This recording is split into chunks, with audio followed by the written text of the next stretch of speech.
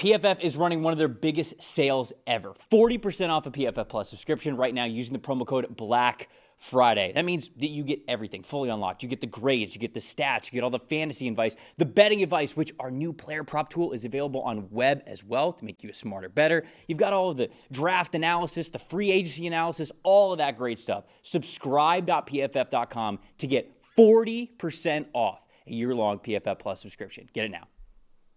Ravens and the Browns, next game that we're going to cover here.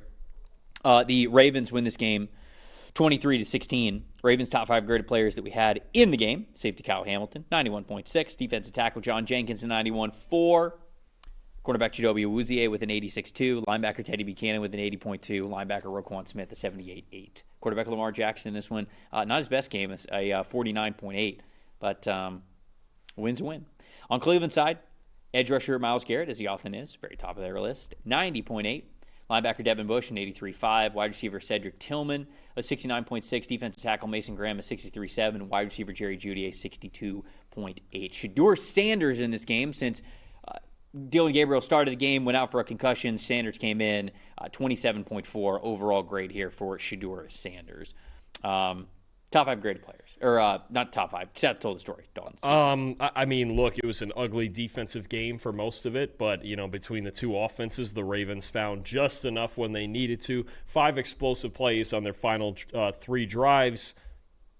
Only 4 in the entire game before that. You had the Derrick Henry 59-yard run that set up a field goal. You had a couple of Zay Flowers catches and one Keaton Mitchell catch that set up a field goal. And then the big play, what a great call from Todd Monken when they were lining up Mark Andrews for the tush push. And then he runs the freeze, reverse pivots out, gets the game-winning touchdown. So I think when you just look at the Ravens' final 3 drives, 9.5 yards per play, 5 explosives, setting up 13 points. And look, you don't have to score much against this Browns defense, but you do have to get over the finish line. The fact that the Ravens could just find a way to get enough points in this game against the Browns, you escape Cleveland with a win, and you write it off as just another one where, again, the Ravens back at 500, 1 game back of the Steelers. That comeback road that we talked about now, it's on. And wait till Lamar Jackson actually gets going, because they always struggle in Cleveland. It's just a thing. Any team right now is struggling in Cleveland with this defense. But no, the Ravens, this was the ultimate finding a way game on offense while your defense was still pretty much dominating.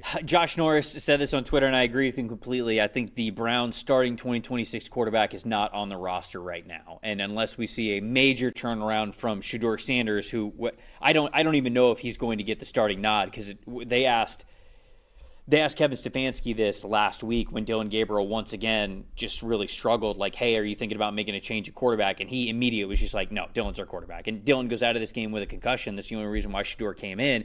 He didn't play very well, but outside of Shedeur maybe getting to start the last 4 or 5 games and playing very, very well, much different than he played in this one, I have to believe that the Browns will go hunting for a quarterback this offseason. They were combined, between Gabriel and Sanders, 11 for 26 in this game for just over 100 passing yards, 33.5 overall passing grade as a team between both of those two guys. Not going to win. Not going to win football games whenever that's the case. I think the Browns' offensive line also continues to struggle. 48.7 run blocking grade in this one. We talk about how they've got an aging offensive line and how they struggle in pass protection, but it's actually their lack of push in the run game that is really holding them back the most, that has been disappointing. And then really quick, my most impressive, Kyle Hamilton. We've talked about him the last couple of weeks, but once again, 91.6 overall grade. They use him as a true defensive chess piece. 95.9 pass rush grade. I mean, when they use him lined up over the A-gap, and even I saw him as an edge defender.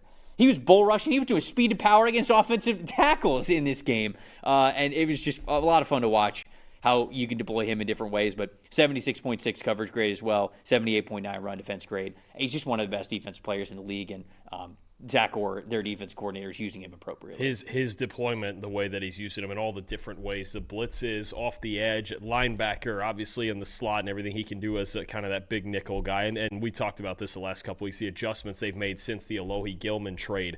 Hamilton, it just feels like you watch stretches of games, especially the second half in this game. It's just everywhere. It feels like there's 3 of him, right? I mean, he's just all over the place. Oh, there's a play to be made in coverage and flat. There's Kyle Hamilton. Oh, who's shooting through the A-gap blitzing? Oh, it's Kyle Hamilton. It's always the answer. You could blind it and go, oh, who just made a play for the Ravens on defense? It's probably number 14. He's been outstanding, but who's always making plays on defense too? I know they lost this game, but boy, Myles Garrett, He's gotten on some heaters before, but this is ridiculous. Another 90.5 pass rush grade in this game. 7 pressures, 4 sacks. Trevor, 38.5% pass rush win rate. I mean, it feels like we could do this with Myles Garrett every week. Where are we at with the sacks now? Is he at 15? He's at 15. With 7 games to go? That is the second most he's ever had in a single season, and he's at 15 with 7 games to go. And it's first player ever with 12 in 6 straight seasons? Is that what it was? I mean, we're watching. Yeah, right. Yeah. I mean, we're watching just straight up. We're just watching one of the GOATs. 15 sacks in 10 games. Just silly. I don't even. I mean, and you talk about, you saw the disparity in even the highest graded guys, where it's like, I don't know if I've ever seen a defensive player who really. We talk about Kyle Hamilton doing everything. Myles Garrett single-handedly keeps his team in games despite them having the worst offense in football. It's I don't know how much more we can say about him. And look, even preseason we ranked him as the best player in football.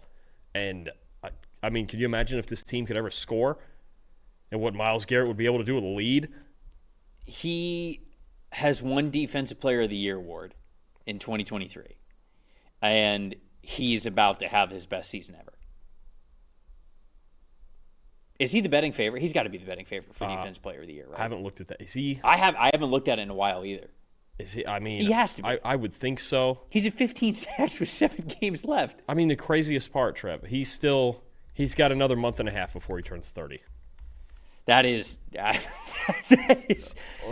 nuts. You want to talk about, maybe sack records that maybe, thought unbreakable, but I mean, he's every bit worth that $40 million they paid him. He's got 100. He's up to 117.5 with the sacks, and the record's 200, right? Isn't it Bruce Smith? I mean, I'm looking up what's the most in a single season. 22 or 22.5. TJ Watt got 22.5, but I thought I saw somewhere that somebody had 23, but it might have been like before. I thought it was Watt, and maybe did Watt break Strahan's record, or did he tie it? Wasn't it Michael? Oh, okay. Michael Strahan. So, all right, this is where I got this number from. Okay. Al Baker had 23, but that's an unofficial number. Oh, but it was way back in the day. It was 1978. So sacks weren't a thing until I think it's 1982. 82. Yeah. So since 82, Michael Strahan and TJ Watt had 22.5. TJ Watt had 22.5 in 2021, and Michael Strahan had it in 2001. So he's 8 sacks away from breaking that. Boy, that would still need to be a sack every game. Yeah, but he might. To be honest, though, the pace that Garrett's on, he might do that without even the extra game. Because everyone's going to go, oh, he had an extra game. Well, he's playing. He might do it by week 15. I mean, it's insane. I don't even know. What do you even do with him? He had 5 sacks 3 weeks ago. And he had 4 sacks this past week. Yeah. Yep. Oh, that's ridiculous. It's just, you're watching an all-timer. No, the same way we watched Aaron Donald for a decade. Anything else on this game? All-timer. Nope, the Ravens beat the Browns. That sounds about right. They did indeed.